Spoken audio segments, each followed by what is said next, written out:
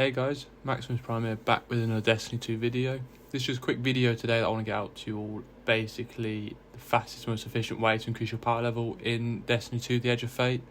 Making it almost the easiest as possible whilst getting the maximum power that you can in one go. This video is more for people who either don't have the time to grind power level and still want to get it up. Or this is for people who might be struggling with any of the modifiers and basically want to run it with near enough no modifiers but still get the maximum score possible.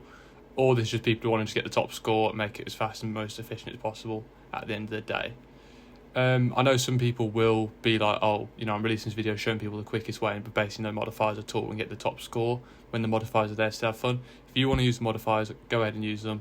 Enjoy the game and actually use what they're meant to be made for. I think ultimately Bungie will probably nerf this unless I'm looking at it incorrectly, because I think for basically near no modifiers, they're giving you still the top score you can get and be able to do it as much efficient as possible. So yeah, we'll get straight into it and I'll show you probably the best way that I've found and probably you can use too to actually get your power level up. I'm currently sat at 203 power. That's just from me grinding in general, just to show you. I'm using a lot of the newer stuff that's came out. I played the campaign, completed that the first day, and then I've just been doing a variety of content. There is more specific content that I'll show you in this video to help you get you the highest power level, but this trick I've been using a couple of times and it just makes the content much easier, you know, much more linear, and you can just get the best power. However, I do really want to use the modifiers more, so that's why I do recommend still using them, because you don't want to get bored of it so much.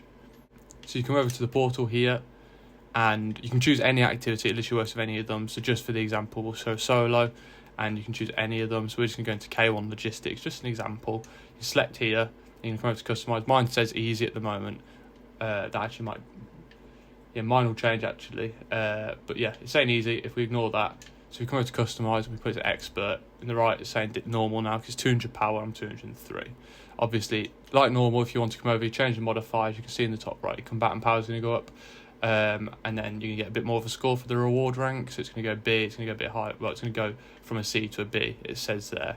But then at the bottom it says plus 20 combatant power, and then 4 for the challenge multiplier. Basically, the more green triangles, the more benefit you're going to get in a higher reward score, which will ultimately get you the better score.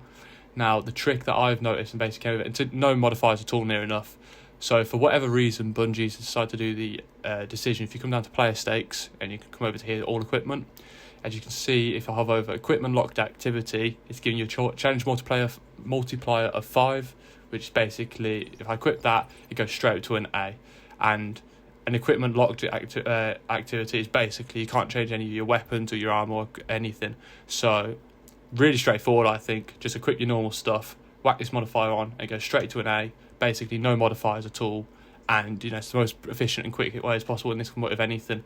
If we come over back here into Pinnacle, we can go on to just Encore, you know, once again, come over to Customize, on Expert, set it to C tier. If we come down to Player Stakes, come up again, whack it on there, and it's straight up to an A, and that's as straightforward. I've done this as well with, I believe with this modifier, or even a little bit more. If you can push it, if you're happy to run one modifier, you know, run that one modifier that you can do, because it helps that reward. So even if you die a few times, you're still going to get that A tier. It just makes it much more efficient, because you don't want to run a big activity and then not get the score you want.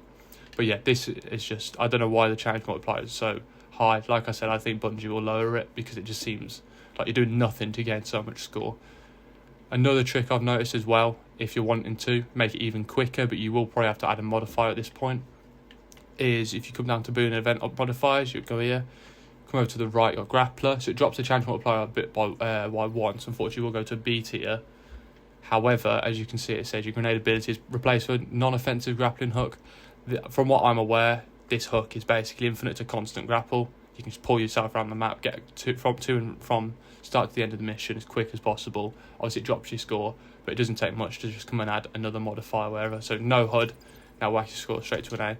You know, the player stakes give you really high challenge multiplier, more specifically your equipment locked for whatever reason to get those A scores.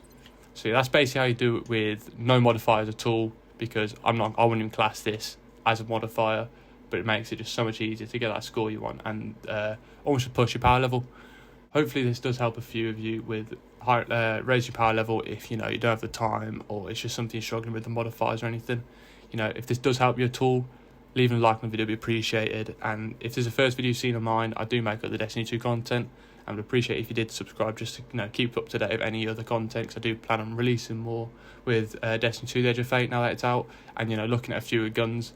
One last thing I will add quickly: if you wanted to make this grind even quicker, before they nerf it, use third iteration. For whatever reason, you can see I've got plenty of kills on it, but for whatever reason, this gun is very, very good at the moment. I did the whole campaign and all content with it, and this weapon is basically my primary, my secondary, and my heavy. It's the only thing you need. It's the only thing I use. Combine it with a Void subclass build, and yeah, this thing is very, very good. I think they're going to nerf it. But yeah, hopefully this video helps you all, and I'll catch you all in the next one.